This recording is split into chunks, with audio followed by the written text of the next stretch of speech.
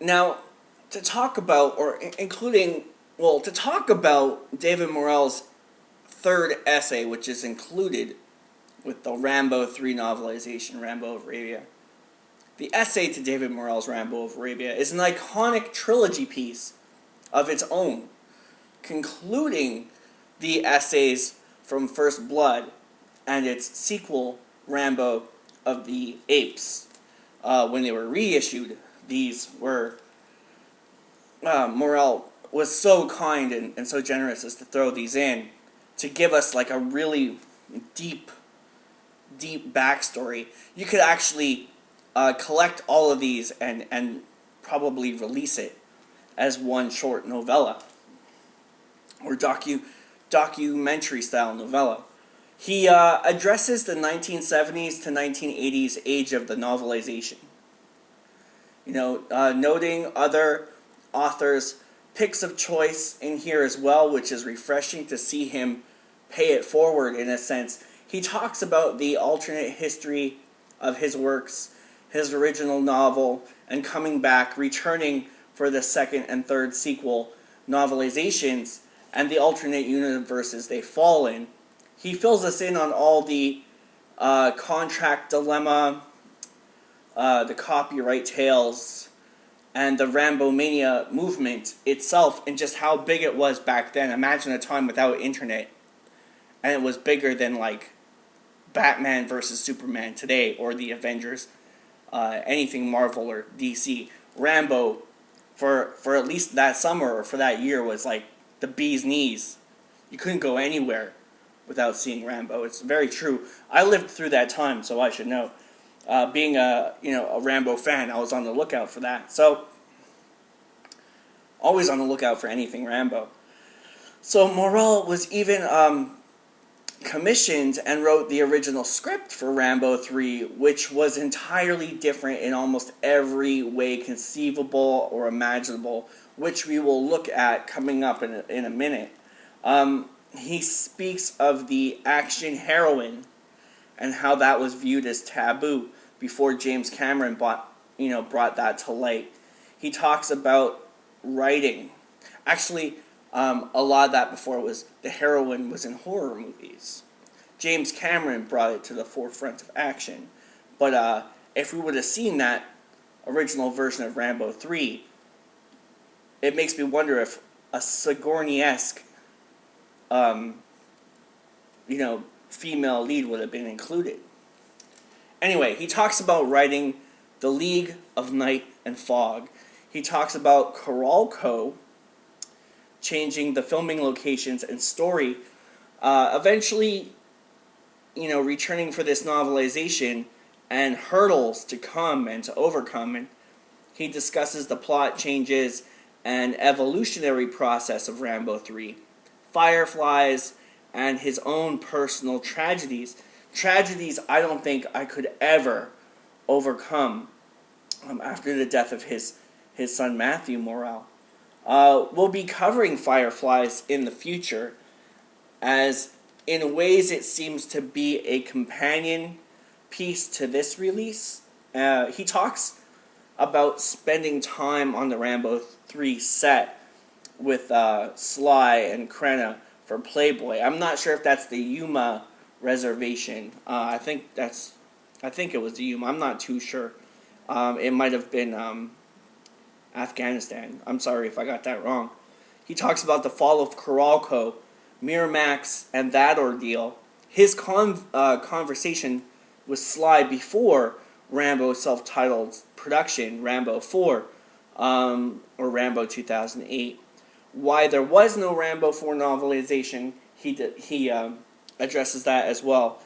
And the, interdimensional links of his own trilogy and how they fit together.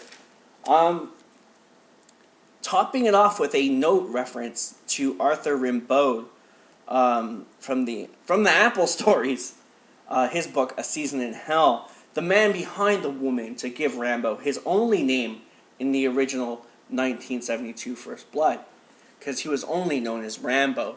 John J. came later, or as Wildman Beyond says, John James came later when Johnny comes marching home. To humanize Rambo, because he came across as a little otherworldly in more ways than one, and I don't mean that in a bad way. I mean tapped into those primal instincts and abilities that we as humans have lost along the way because we're so dimmed down by technology and dimmed down from the media and how we're taught to act and not how we were raised to act. So, to top that quote was, "Spiritual combat is as brutal as the combat of men, but the vision of justice is the pleasure of God alone." Great philosophy by Arthur Rimbaud. And speaking of fireflies, which we will be reviewing in season 4 of RAMBOMANIA, I just wanted to give you guys a synopsis on, since it's all happening at the same time as what we're talking about tonight. It was all happening around the same time. I remember in an interview hearing Morel saying that he kind of used Rambo 3 as a bit of an escape to get through the, I'm guessing, the trauma of the situation. Yeah, and a lot of his reflections of that, I hear that they're in Fireflies. So I wanted to give you like a brief synopsis of Fireflies, so you know more about it when we cover it. And since it stems from what we're discussing tonight, I thought it would be nice to share it with you. So I'm reading this from David Morrell's website. And here we go. It says, Fireflies, a father's tale of love and loss. Synopsis. In the best-selling novels of suspense, Master David Morrell, fear is the main object. But Morrell himself had never knowing... Sorry, let me start that again. Sorry, I got a little bit worked up. In the best-selling novels of suspense master David Morrell, fear is the main subject, but Morrell himself had never known genuine terror until he watched his 15-year-old son wage a heroic but doomed struggle with cancer. This is a father's powerful and unforgettable story of fierce love, impenetrable loss, and an unexpected, breathtaking encounter with the miraculous. Ultimately, Fireflies is a tribute to the undying human spirit that has moved readers around the world. Praise, powerful, Washington Post. I found myself almost speechless. It left me feeling shaken, uplifted, and terribly moved by Stephen King. These are just some of the reviews here. Skillfully combining fictional and non-fictional writing, Morrell tries to convey the feeling of having a beloved teenage son die of a rare form of cancer. With sensitivity in agony and in love, he recounts the progress of the disease and treatment, the continuing hope and setback, and the difficult choices he and his wife needed to make, including a 15-minute, no second thoughts decision in the midst of a major surgery. He vividly recounts his admiration for his son's courageous persistence in his own nearly overwhelming panic attacks, his poignant denial of his son's death, and the comfort of 3 seemingly mystical signs he received. Highly recommended. Liberty Journal. And finally, I'm going to read the backstory by David Morrell from his website here. My son Matthew died from the complications of bone cancer, a heart attack due to septic shock during recovery from a bone marrow transplant. He was diagnosed in January of 1987 and was dead by June. In this memoir, I tell his story and the story of my family's reaction to his sickness and death. Of all the books I've written, this one has received the most response, mainly from parents who lost children and who take some comfort from what I have to say about grief. The book is getting some sort of contact from my son. I know that sounds odd. Oh, sorry. I misread that.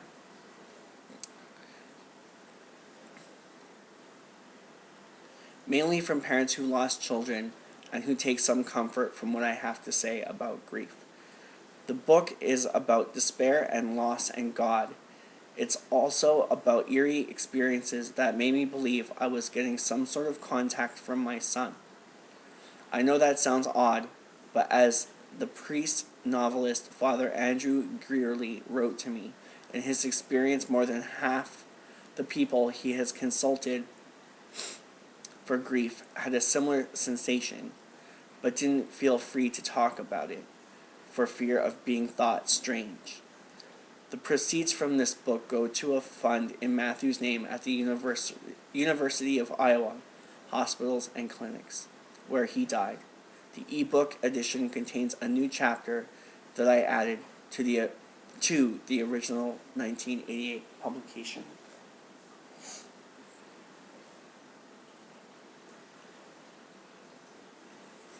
Man, I don't know how it takes a strong person to get through that. I've dealt with a lot of loss in my life. My mom at a very young age, having to help take care of her at 7, having to do all the groceries and all the housework, and in a way I can kind of understand, because my life was shaken up for many years from that, well into my 20s, I would say. So this is definitely a book I'm looking forward to reading. I'm really sorry for the loss depicted here for Mr. Morell. It's horrible, tragic.